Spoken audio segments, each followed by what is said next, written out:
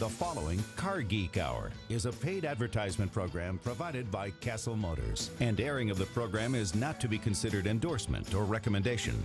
The opinions expressed are those of the host, guests, and callers, and not necessarily those of WMT or Clear Channel Media and Entertainment. Hey, that takes me back to the 50s, Jay. We love the 50s, don't we? Yeah, remember the old... Yeah. Yeah, you got your Edsel out here this morning. that's right. So I'm back in the 50s already. That's right. Yeah. You didn't see what I drove in today, What'd did you drive in? I just got in the coolest 1955 Chevy two-door station wagon. Wow. 55. I think I owned one of them once. 1955 two-door station wagon. Really? Mm-hmm. That's what they call a pro street car. Mm-hmm.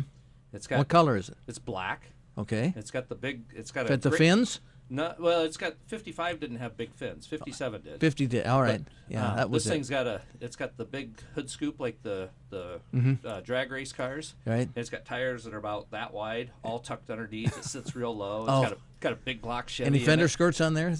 It doesn't need fender skirts. Doesn't need them because it's sitting low, huh? Low enough. Ah. And got a big block Chevy in it. And man, is it fast? Yep. It is fun, and it's for sale.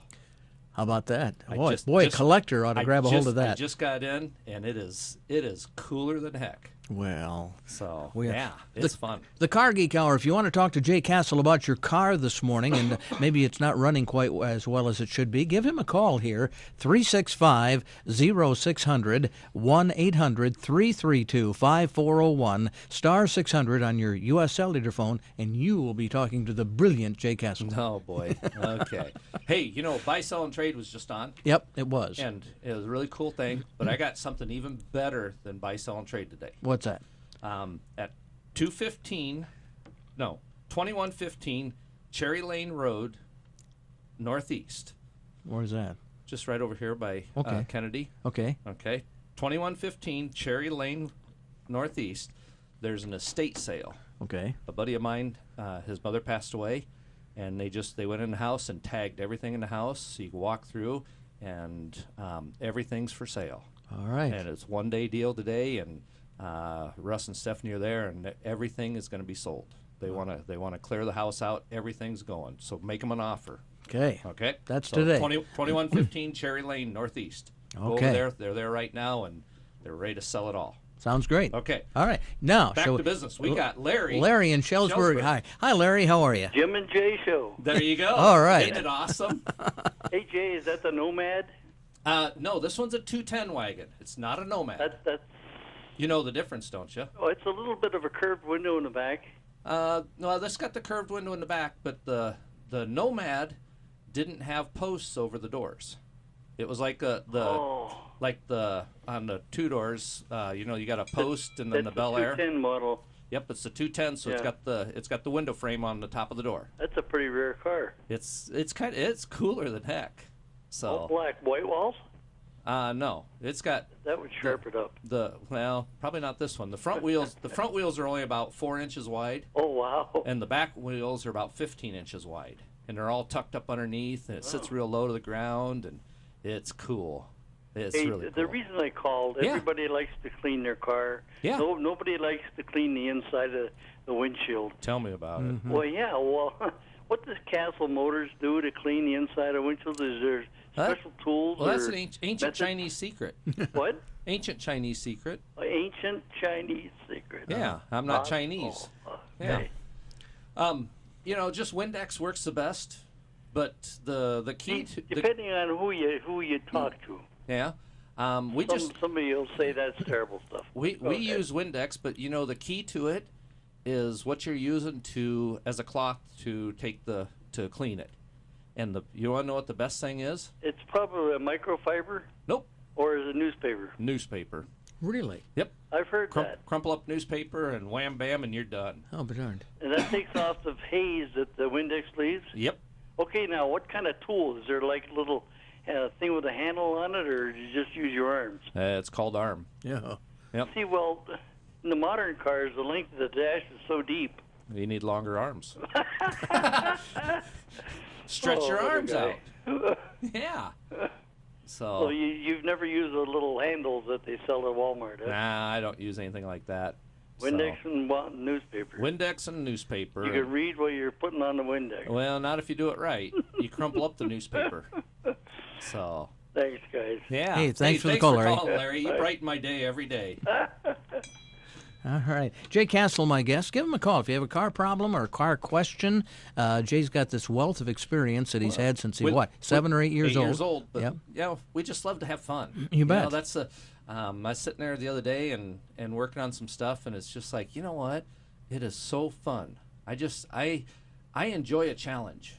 You enjoy your job, too, it sounds like. Well, I don't have a job. I don't work. Oh, I see. I don't work. I see. I don't work. They always say if you love your job, you'll never work a day in your life. That's true. And I've never worked a day in my life. And some people literally think I've never worked a day in my life, but I've never worked a day in my life. True. But so you enjoy what you do. That's amazing. I absolutely enjoy it. I want to brag on my brother and my sister-in-law, Colleen. They have taken Cassill Motors to the next level. Mm-hmm. They're awesome owners. It's so fun because we get to do and provide for our friends and our guests whatever they want. Mm-hmm. We have boats out there. There's motorcycles. There's campers. I bought this 55 Chevy station wagon, and my brother looks at a picture, and he says, "What did you just buy?" I said, "What's it look like?" He said, "It looks like a Pro Street 55 Chevy station wagon." I said, "Yeah, isn't it cool?" He's like, Okay. He said, well, what are you going to do with it? I said, well, I'm going to put it out here and sell it. He said, okay. And, we just get to have fun. Yeah. And you get to think outside the box. You get to do different stuff. We get to help people. Mm-hmm. He never says no to me. I mean, if I want to help someone and work on their car, do whatever, they want to do it at all times. And that's what's so awesome. Well, you have fun and you help people and you take rides with people and you help them fix their car. We just have a blast every day. It's fun. Hey, let's go to the phones. Let's talk to Bob in Davenport this morning. Hi, Bob. Yeah. Good morning. How are you? Okay. Great. But I got a clicking noise sounds like it's in the wheels, in the front wheels. What kind of car are we driving, sir? 94 Toyota Corolla. Okay. And it's got about 125,000 on it. Okay. As I accelerate, the clicking increases, and when I slow down, it increases. When I'm standing idle, it doesn't. Okay. Just when it's moving. It's only when it's rolling. Does it seem to do it more when you're turning, or does it even do it going straight down the road? Straight down the road. Okay. And it's a clicking. Yeah. Yep. How long has it been doing it? Oh, probably a week. And have you had the car worked on just recently? Anything done to it? No. Well, but 2 months ago they replaced the timing belt. Okay. A pin on the pulley snapped or whatever, and I got the timing belt jumped, and I had to get towed. Okay. And they replaced the timing belt. Okay. Clicking noise in the front. I mean, does the clicking noise get faster the faster I go down the street? Yep. Okay. Yep. Okay. So we got something wheel related here. Does it have hubcaps or aluminum wheels? Yes, it has hubcaps. Okay. Does the clicking, does it sound like something's rattling around in there, or does it sound like something's just hitting it? It sounds like metal. Okay. Metal hitting metal. Okay. One thing I would look at is possibly, does it sound like it's coming from the right side versus the left side? Yeah. From the passenger side? Probably from the passenger side. Okay. But it's hard to tell. I want to look at that, or have you guys, somebody look at it. Okay. It's possible, because they had the wheel off of that when they did the timing belt. Okay. The metal shield on the back side of the brakes, It sounds like that. I mean, it's a light tin shield. It's a dust cover, a heat shield type deal. And what happens is that'll get somebody will, when they're working on it there, they might have got their arm up against it or something, and it's touching the rotor, is what it sounds like to me. So it's not a big deal. It's not a big deal. Okay. We either have that or the other I'm thing. going to take it in for service anyway next week. So The other thing I would look at is make sure, and you're not saying you got any wobbling or anything, but if maybe a lug nut didn't get all the way tightened up and a lug nut came off and it's rattling around inside the hubcap. Okay. I've seen that happen before too. That's a scary thought. Yeah. So I would, the one thing. It don't sound like. It doesn't sound like that anything. then? Okay. It don't sound like a rock or something. In Okay, the good. wheel. I'd be looking at that the dust shield, the heat shield on the back side of the front caliper there, the front rotor. Okay. I'll bet it just got tweaked just a little bit and it's just touching the rotor, I'll bet you. Okay. Okay. Okay. How long should a timing belt last? Because I inherited this car and when I got it, I had the timing belt changed, and this timing belt only had about 12,500 miles on it. Really? Yeah. Did they replace the water pump when they did it the first time? Yeah. Yep. Okay, because you always want to replace the water pump when you're doing a timing belt. Yeah. When they're a timing belt driven water pump, with most of them are. Yeah. But it sounds like you had a parts failure on that tensioner that made it jump a tooth. A timing belt will last. These newer ones will last around 100,000 miles. Is when I like to have them replaced. Yeah. But you had That's what I was thinking. Yeah, you had a part failure there. If it just jumped a tooth, Okay. You're saying a pin broke for that tensioner or whatever. That's what the mechanic said. Yep. So you had a part failure. That's just a kind of a stuff happens type deal, unfortunately. Okay. So, but yep, 100,000 miles. You're good for another 100,000 miles now. Don't I wish? Thank you. No problem. Thank you. I appreciate it. Okay, we'll talk to you later. Jay Cassill is here. That's the My Car Geek Hour. And please give him a call if you have a question about your car. 365-0600, 1-800-332-5401, star 600 on your U.S. cellular phone. Hey, you know what day it is today? Let's see. It's the first day of summer. Well, yeah, it is. And you had in mind? Yeah. Well, no, it's Saturday. It's Saturday, yes. Yeah. It's the first day of summer. Didn't you know that? Well, yeah, I guess I did. Yeah. But it's the third Saturday of the month. Okay. Okay. All right. And that means? Well, that means that next Saturday is the fourth Saturday. That's true. Yeah. And that would mean that that's the last Saturday of the month. That would make that right, yes. Yeah. And you know what happens before the last Saturday of the month? No. The last Thursday of the month. Last Thursday of the month. Yeah. You got me here. You're losing. Yeah, man. I must be losing. Well, you know what happens at Cassill Motors the last Thursday of every month? Oh, that's your car geek. That's your car geek hour. Car awareness hour. That's right. That's right. Wow. All right. Oh, man, you've been gone for a little bit. That's right. I don't remember these things. I don't know. Holy I tell you. Cow, we're gonna have to retrain you. That's true. That's true. Wow. I forgot about your car awareness class. Yeah, car care awareness class next Thursday or this coming Thursday, last Thursday of the month, from 6 to 7. And you remember I serve dinner. Mm-hmm. We have food, and this month is talking about tires. All right. One big thing about tires, you can come talk tires with the four-fingered guy. All right. That's next Thursday at Cassill Motors. It's free. It's free. Come on out, We learn all about love cars. free, don't we? Yeah. Free food. Yes, we free do. class. Yes, we do. And lots of fun. Yes, we do. Yeah. That sounds like fun. Yeah. See, you used to do this program on a Thursday. I know. And so every other Thursday we talk about the fact it was coming up. Yeah, so. but when I did it on Thursday and I'd ask you what day it is, you always forgot that too. I did.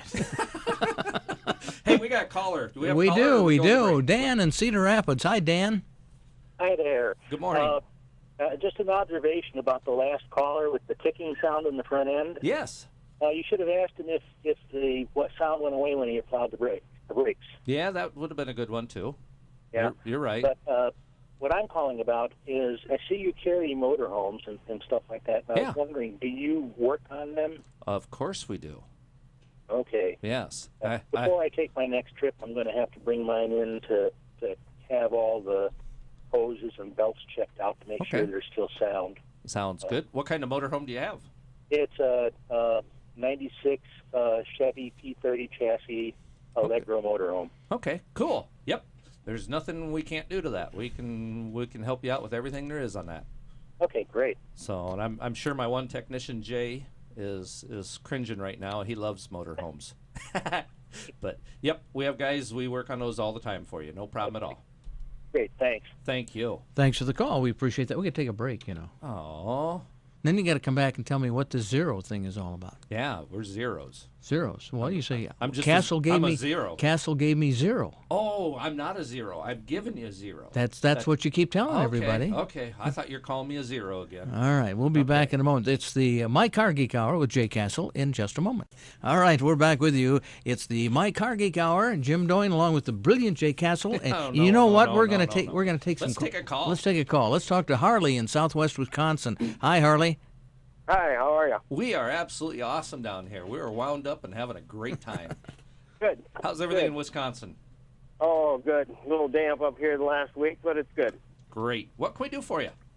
I've got an '06 Silverado, extended cab Z71 four-wheel drive pickup. Okay. 70,000 miles. Perfect. And I'm having an electrical battery drainage issue. Ah, okay. I've heard in the past that there has been some problems with the '06 systems, but this has got the electronic heater and air conditioning component on it. Okay, so you got climate control. You got digital climate control. Right. Okay, perfect. How long does it take for the battery to go dead? Pardon? How long does it take for the battery to go dead? Overnight. Overnight. Wow. Yeah. Okay. But it doesn't do it every night. Oh, okay. Now, a year ago, I had that little computer motherboard in the electronic air conditioning component replaced. Okay. And it worked fine for just about a year now. And now it's starting to do it again. Okay. If I jump it, it starts immediately. Yep. And I can run it all day. Don't have any problem shutting it off all day at work. It takes off. But overnight, something will drain the battery. Okay. How old is the battery in it? The battery is less than a year old. Okay. This is the second battery I put in it, and I also put a new alternator on it. Yeah. Okay. And neither one solved that issue. Okay. What we want to do is we want to take and disconnect our negative battery cable. And and if you got a voltmeter, it's great to put a voltmeter on, but you can also do it with just touching the battery cable back to the battery, and you're going to see a fairly substantial spark. It actually sparks when I put the jumper cables on to start it. Well, it'll always do that when you do that because the battery's low. That's going to happen. Terminals? Well, first off, you shouldn't be hooking both terminals up to your battery. You should be hooking the positive up to your battery and the negative to something metal. To a frame ground? Yeah, to the engine or something of that sort. Okay. I don't want that spark around the battery. There's enough battery vapors. You take a chance of blowing up a battery. You don't want to do that. But when you if you disconnect the negative cable from the battery and touch it with the battery charged up, you're going to see a spark. And what I want you to do is start pulling fuses. Okay. And you're going to pull a fuse, and it's not going to spark. If I pull the AC HVAC fuse out of it, yep, the problem goes away. Okay, there's your problem. I don't have an issue. Okay. But I don't have air conditioning, fan, heater, motor, or anything. Right. So you got something there that's causing that system to short out inside. Most likely you got a ground issue. That's because we very seldom have problems with those to making it do what it's doing right there. I mean, that's not a common issue. The ABS module going bad on your truck is a very common issue. I mean, it doesn't cause it to drain the battery, but the The ABS modules on those are garbage. So that's a common thing. The ABS module. Yep, but that's not causing your problem there. Okay. Okay, I'm just kind of giving you that's a thing that we have problems with that truck, but not causing this problem. If you're pulling that fuse and now it's not going dead, you definitely have an issue there.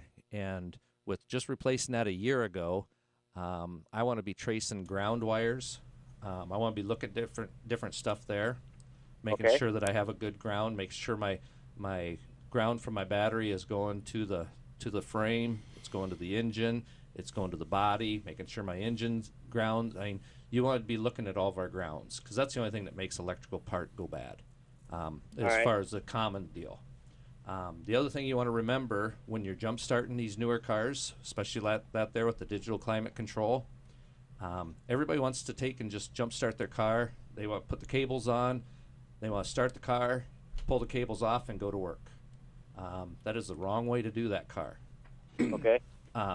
And if you jump started it in the last year or something, you could have caused this problem yourself too. I say the only way that the systems go bad is with the ground.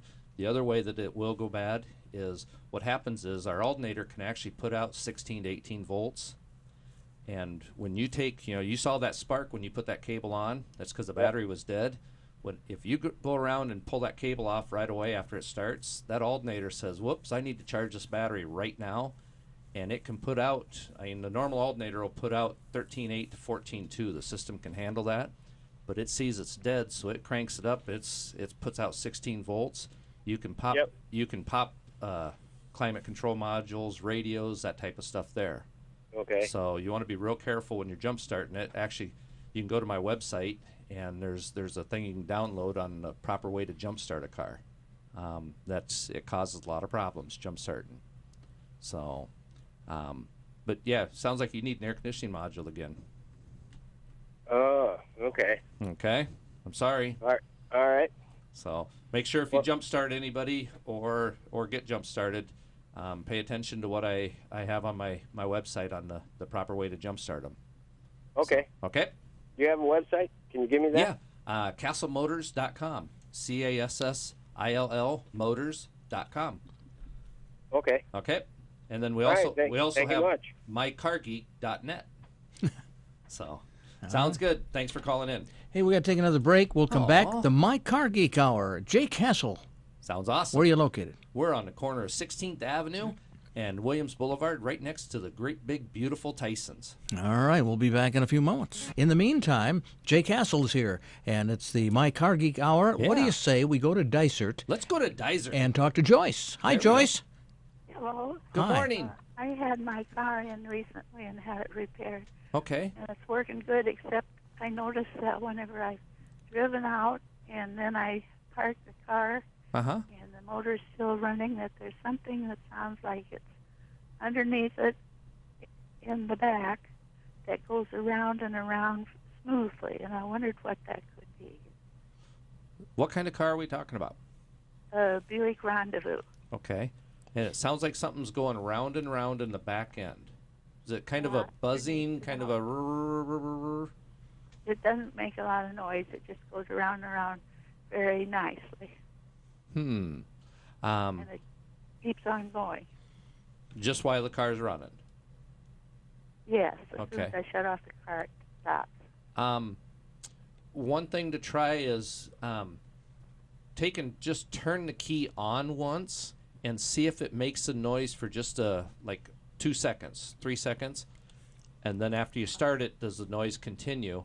The only thing really in the back that could make a noise like that would be like a fuel pump.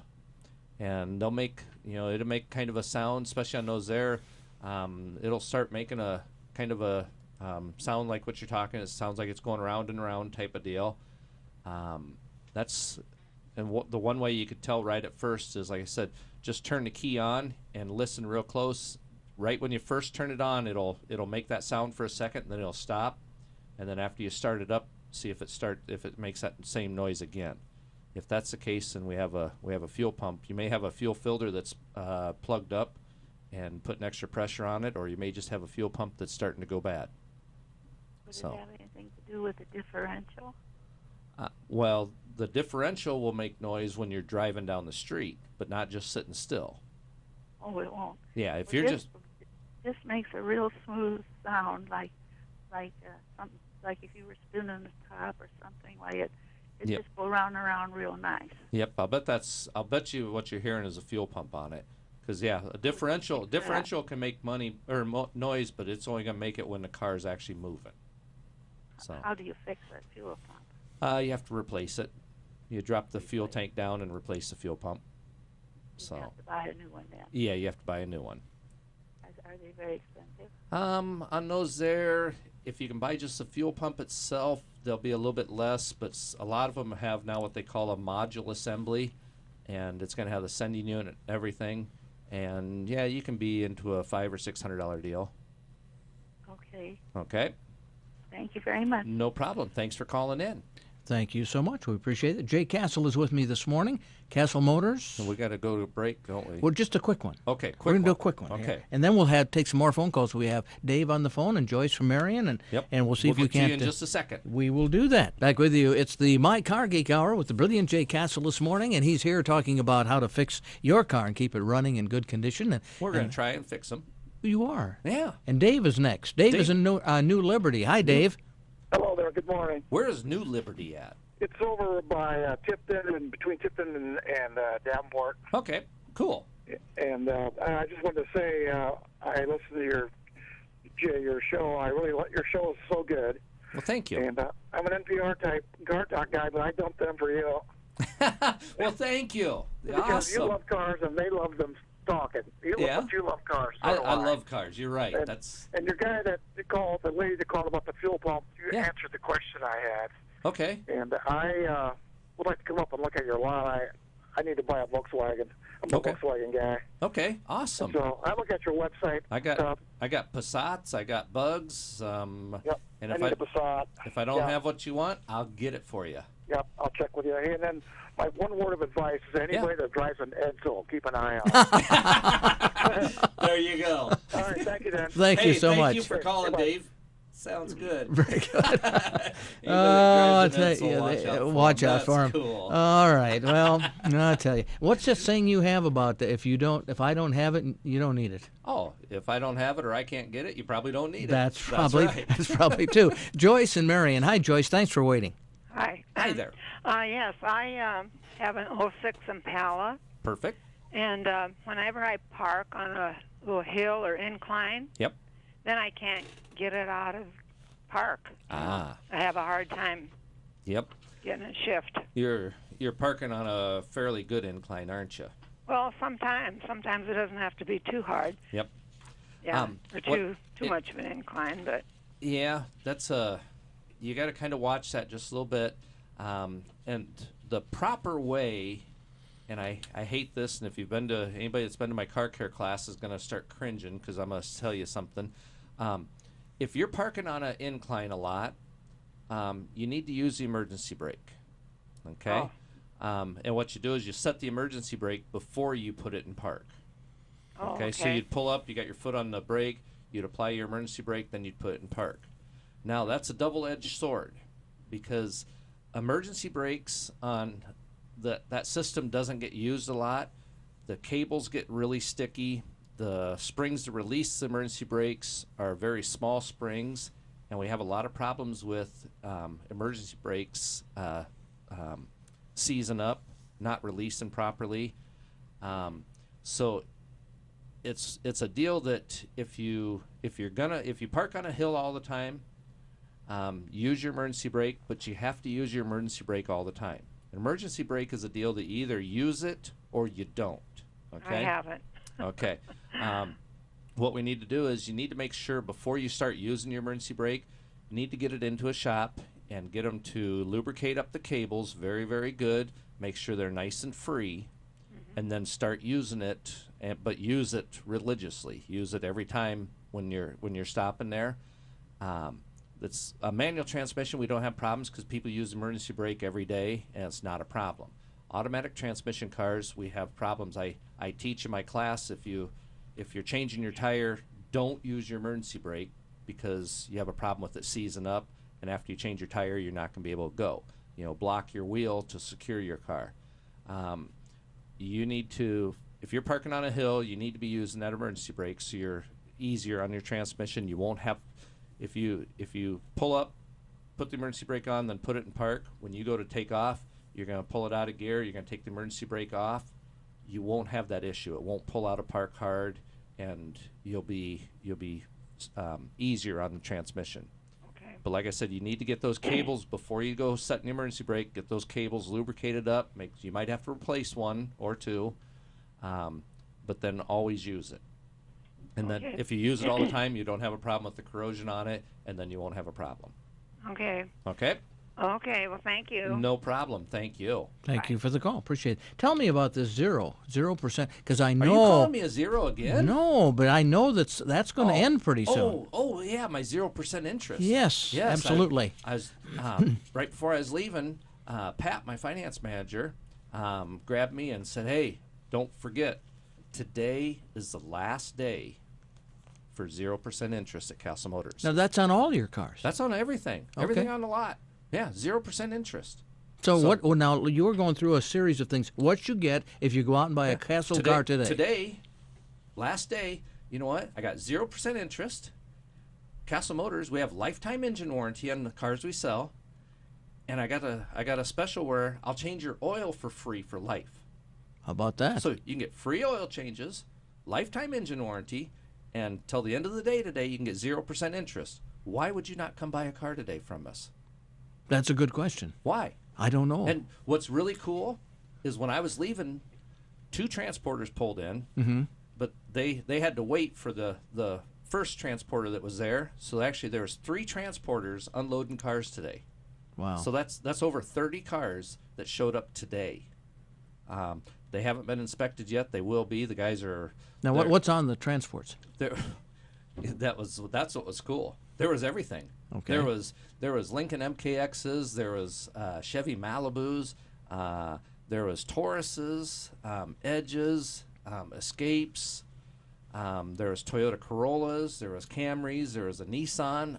There was literally, I think there was every manufacturer on that transport. My goodness. Yeah, it was phenomenal. I was looking outside and my eyes were big, and it was I had a little bit of drool running out of the corner of my mouth. I was excited. It's fun. It's like, wow, look at this. These are cool. Now you have about 150, 200 cars on the lot? Yep, there's between 150 and 200 cars at all times. And so if they can't find it, if they can't find it, they're probably not opening their eyes. Time to take another break. Oh, man. I know. Why do you do that to me? You get me all excited, and then you just... Well, now, tell me where you're located here in Cedar Rapids and your phone number and how they get a hold of you. And you're there today. I'm there today, all day. We're on the corner of 16th Avenue and Williams Boulevard Southwest, right next to Tyson's West, and 396-2698. And actually, the beautiful Shelley was there this morning. Oh, she was? Yeah, she's there answering phones. She was all hyped up because last day for 0% interest. So we're all there. This is the day. This is the day. All right. Last day for 0%. Very good. We'll come back with more with the brilliant Jay Cassill in a moment. 600 WMT. And it's the My Car Geek Hour. My Car Geek. My Car Geek. There you go. MyCarGeek.net. .net. Or you go to that mycargeek.net, and you can go, and there's all kinds of cool pictures, and send me the pictures of your cool rides. All right. I'll send you a picture of my Edsel here. Yeah. I'll do that. Sounds good to me. Jay Cassill, my guest this morning. He's having a great time answering some calls. We're having a blast here. Let's go to the next caller. Let's go to Steve in Nichols. Hi, Steve. Hi. Good morning. Good morning. What can we do for you? I've got a 2006 Fusion, got about 95,000 miles on it. Okay. In our CD player, we've got at least 3 CDs in there we cannot retrieve back. Stuck in there. And occasionally, when we get in and shut the door, open the door and get in and shut the door, you can hear the CD player. It's a buzzing like trying crazy. to change CDs, and that's before we even put the key in the ignition. It does not do that all the time, just some of the time, and then it will do it maybe 4 or 5 days in a row before it will stop doing that. Yep. Do you have any M80s? Yeah. Stick an M80 in there and blow it up. No. Okay. No. Take there's a couple different ways of doing it. One way, you have to take the radio out, disassemble the radio, and get your CDs out, and then send it in and have it rebuilt. Okay. I got about a 80% success in this other way. Do you have access to compressed air? Yes. Okay. Take a air blower and open up the little flapper there and blow air inside where the CDs go. Blow it in there like crazy. You can't hurt anything inside there. Okay. Let her go. Blow it like crazy, and you'll probably get your CDs. Like 80% of the time, I can get the CDs out. Okay. Like my compressor will get up to like 90, 95 pounds. Yep. Is that'll be fine. acceptable? Yep, Okay. that's acceptable. And like I said, you can't hurt anything. Put it in there and blow it like crazy. Okay. Okay. Sounds good. Try that and let me know. Okay. Thank you. I appreciate it. No problem. Thank you.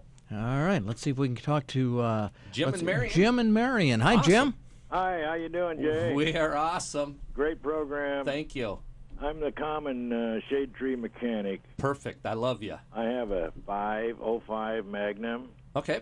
It had the interlock problem on, couldn't get it out of park. Yep. Well, I've got that fixed. Perfect. Now, I've got a lot of electrical problems. Uh-oh. What's it doing? The BAS light's on, airbag light's on, but I don't have any turn signals, power mirrors, the movable pedals, the dimmer on the lights, the horn. Awesome. Seat heaters, rear wipers, front wipers. Cool. And you've checked all your fuses. Well, see, now, that's what, when I first started, I thought I had an interlock problem, with electrical, so I was fooling around with the fuses. Yep. So I think I did something wrong there. I don't know. What would you... Well, have you checked the fuses to make sure they're all good? Yeah, but then you got those big... You got relays. Square ones, you know, and whatever in there, too. Yep. You need to look underneath there. You're going to have the relays, and there's going to be some relays that are going to run multiple things, that are going to send juice to multiple things. We need to look at that and find out what we got, and it's possible you got a relay problem. The other thing is, look on those, especially the little mini fuses. If you've stuck a probe down inside there to test them, it'll spread those terminals apart, and they don't spring back. Oh, okay. Okay, so we want to look close at that there. We need to take the fuse box apart, and you take the cover off it and make sure that those connections are all good. You might have to squeeze the connections back together because they're not touching the second side of the fuse.